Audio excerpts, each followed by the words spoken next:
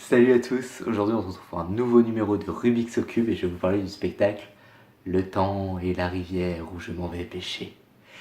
D'après Walden ou la vie sauvage de Henry David Thoreau, mis en scène par David Gauchard. Uno, dos, one, two, tres, cuatro.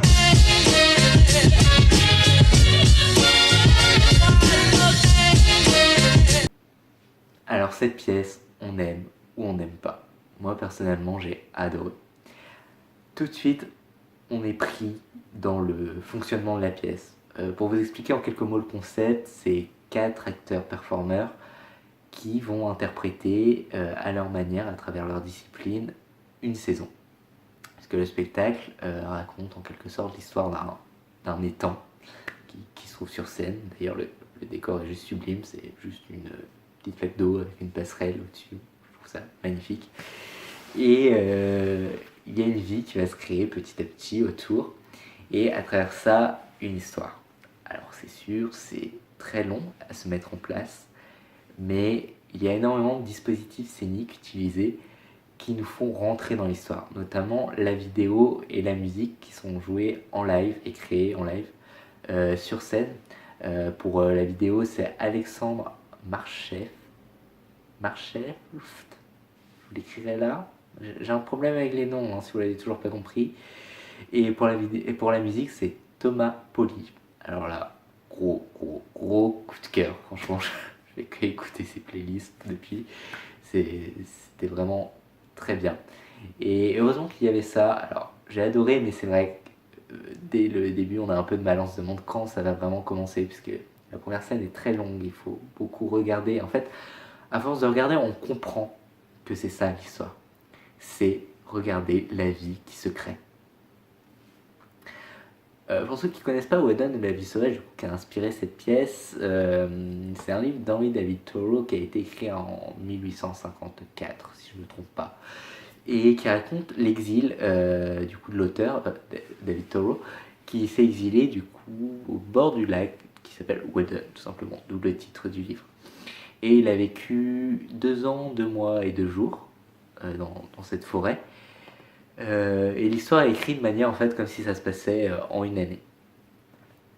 Et en fait, c'est une volonté de se déconnecter de la civilisation. Ça se ressent énormément dans la pièce, puisqu'il y a vraiment aussi cette volonté de se déconnecter des codes du théâtre. Et ça, il y avait certains spectateurs qui n'y arrivaient pas, notamment la personne qui était à côté de moi, qui, bon, tout le spectacle a regardé son portable, et qui m'a dit à la fin non, mais ça c'est pas du théâtre, hein, franchement, non, non. Bon, je l'ai mis très mal, mais en gros, c'était ça. Mais si c'était du théâtre, c'est juste qu'on n'est pas habitué à regarder. Simplement regarder et à nous, après, d'interpréter ce qu'on voit. Les acteurs sont vraiment très forts. Alors, il y a un acteur qui a fait vraiment une performance pure, donc la première scène, ensuite une seconde qui a fait quelque chose autour du corps, qui était vraiment très beau. Un second qui a vraiment joué le texte, pour le coup, qui était une interprétation très sensible. Et la dernière qui a travaillé autour de la voix et du chant, et qui a été, je pense, la plus belle scène du spectacle. C'était touchant, en fait, c'est ça, c'était touchant.